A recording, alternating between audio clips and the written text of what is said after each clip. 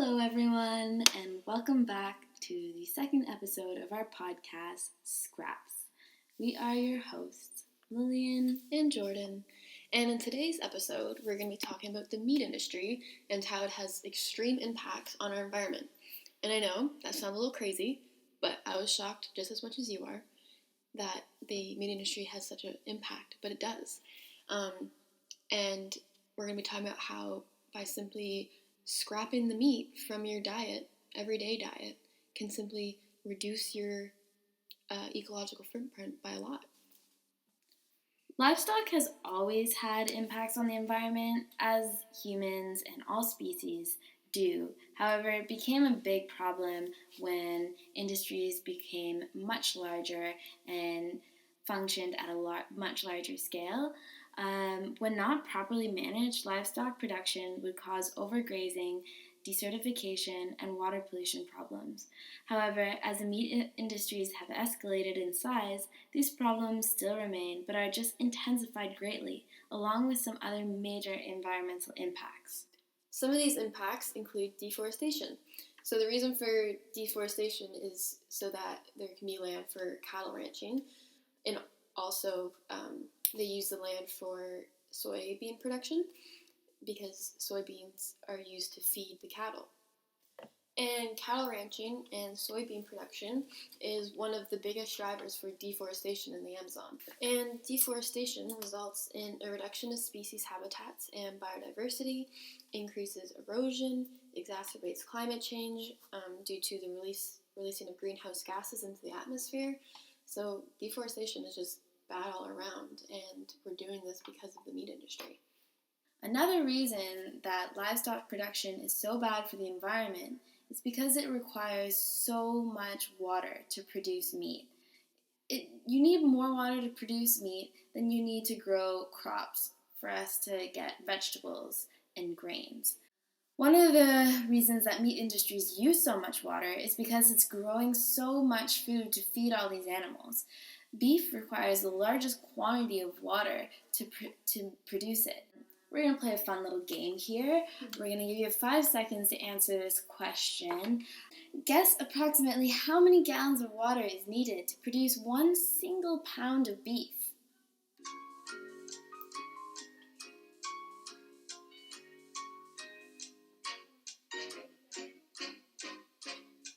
Was that 5 seconds? Did Probably you guess? More.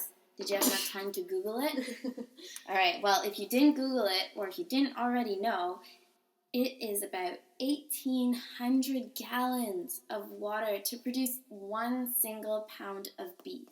Our world is already lacking in water. Mm-hmm. People need more water, and we're just tossing it away to get 1 pound of beef. Yeah. Silly. Very silly. Pure silliness. So not only are we using an excessive amount of water to produce all this meat, we're also polluting the water that we're not using. Obviously, what goes into an animal has to come out of an animal, and in these big farms where there's lots and lots of animals, there's lots of manure and there's lots of urine, and that eventually gets pushed away and run off into streams and rivers and ponds. We're drinking that shit. Literally. Disgusting. It's gross. Yeah. And our final point on the impacts of the environment would be the greenhouse gases that it emits. So global livestock production contributes an estimate 18% to greenhouse gas emissions. Do you want to hear something crazy, Jordan? Yeah, I do. In the global agreements that are made in regards to greenhouse gas emissions, there is no obligation placed on countries to include agriculture. This means that they don't have to manage livestock or its impacts on the environment. I think there are still many reasons as to why meat today is still a big ordeal, and it might not be a priority to reduce it. One of them would be cultural values and traditions. Yeah, absolutely. I think there's a lot of cultural traditions that include meat in their diet, and a lot of people don't want to move away from that, and so therefore they don't reduce their meat. Yeah, and we're not saying that people should completely cut out meat of their lives. We're saying that if you remove some meat, at least to start, Mm-hmm. you'll have significant changes on our environment, and you'll get the ball rolling with reducing meat production. Yeah, and also, if you have traditions or practices that include meat, by all means, you have the right to practice that culture. But on days where maybe you're not consuming that product, avoid consuming meat. Maybe maybe if you go get a McDonald's burger, just don't. Maybe get those Beyond Beef burgers. Yeah, instead. A&W. Not that we're sponsored by No. Beyond Beef, but if you want to, Beyond Beef, give us a shout. You can reach us on Twitter, Instagram.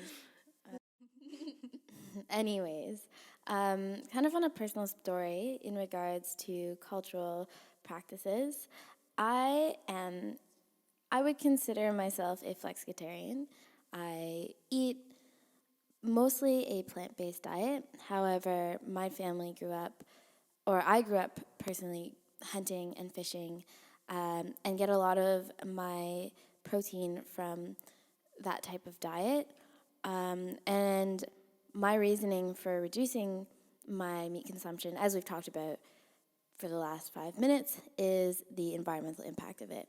And so by hunting and fishing, we're reducing all those implications of transportation and deforestation and greenhouse gases, water pollution, and water waste.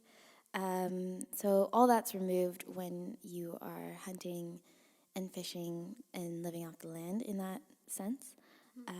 So when I'm living in the city for school, I eat a plant-based diet, but when I'm at home and I can obtain my protein in an ethical way, and I'm sure some people would argue that that is not ethical, but environmentally ethical way, I consume that meat.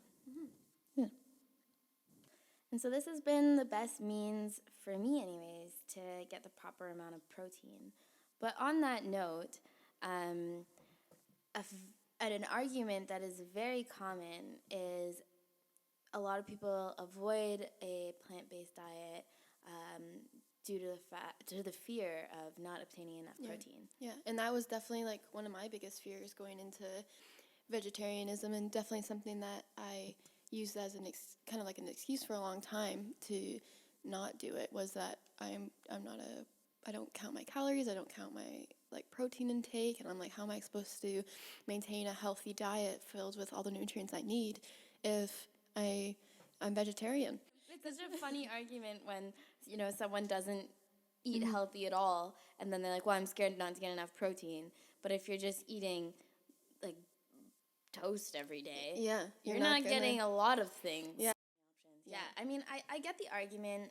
A lot of people don't like tofu or the fake meat substitutes, and I get. But there's a lot of foods out there that are delicious and also have a lot of protein in them that are not too complicated to make. One example, if I'm looking for a quick snack that just so happens to have a lot of protein in it, is peanut butter.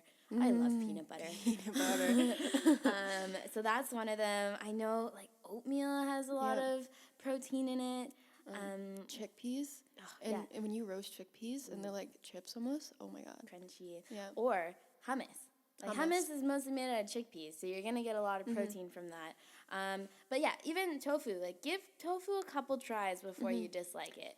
I remember I didn't like it at all, and now I like crave it. Yeah, and it's like definitely like something you have to know how. Like when I first started cooking tofu, I'm like, this is so bad because I didn't really know how to cook it. But like tofu kind of takes on whatever flavor you want it to, so it's just like a matter of using spices that you like and that kind of thing, and it just kind of goes with everything after a while. Yeah, being a vegetarian challenges your culinary skills. If you like cooking, I highly suggest vegetarian. Yeah, and if you don't like cooking, I highly suggest vegetarianism, because there are some great vegetarian foods. Just another side note well, not a side note, a very important note is how much protein we actually need. So, as women, we're both women, we need approximately 46 grams of protein every day. For men, it's about 56. And so maybe that sounds like a lot to you. Maybe maybe it's a surprise and it doesn't sound like that much. But just to kind of get your head around it, we talked about chickpeas quite a bit. Yeah. About half a cup of chickpeas is 19 grams. 19 grams of protein. Yeah. You can consume half a cup of chickpeas pretty easily. Yeah. So you can get that protein in so many different ways. And that's, you eat half a cup of chickpeas for one of the 3 meals that you consume. So you still have that's like halfway there from one meal. So you can definitely get the right amount of protein. Yeah, absolutely. And I think another argument a lot of the time against vegetarianism is that the substitutes are expensive. And they're really not. Like a can of... Man, they're honestly cheaper. You're saving money. Yeah, and when you're looking at like meat, like fake meat, so like vegan chicken nuggets or like fake ground beef, it is, a little bit pricier, but if you're buying that instead of meat, it's kind of probably almost equals out sometimes. And I think an important note that I learned is that the meat industry is like highly subsidized. Like there's a lot of, like the government gives a lot of subsidies to meat producers. So the price you're paying for the meat is actually not the worth of, like the value of the meat. And so if the meat consumption starts going down, those subsidies can therefore maybe be given to the plant-based industry. And so that would lower the prices of meat substitutes for everyone. Yeah, supply and demand. So if we demand more of the product, they're going to supply us more of the product, and the more they supply, the less expensive it will get. Absolutely. So get those vegan chicken nuggets. Just try them because they taste the exact same. Especially with some plum sauce. Oh my gosh. So good. We've kind of talked throughout the podcast about different things that you can do and different things that we've done to reduce our meat consumption. We're going to kind of just go over them again to just remind everybody of such little things that can make such a big impact. One of them being, you don't have to go all at once. It's not one big jump. And I know going from a completely meat-based diet to plant-based can be so scary. And the narrative is that we should completely cut out meat, and we don't have to. I think it's great if you can. I support it so much. Like if you can cut out meat completely, and you totally can, like you're totally able to do that, 100% do it. Yeah. But if you're not able to, depending on the situation you're in, depending on the circumstances, just do what you can. Like don't be judgmental if you accidentally forget on like your first week of trying to be vegetarian and accidentally eat your friend's nugget. Yeah. It's okay. Yeah.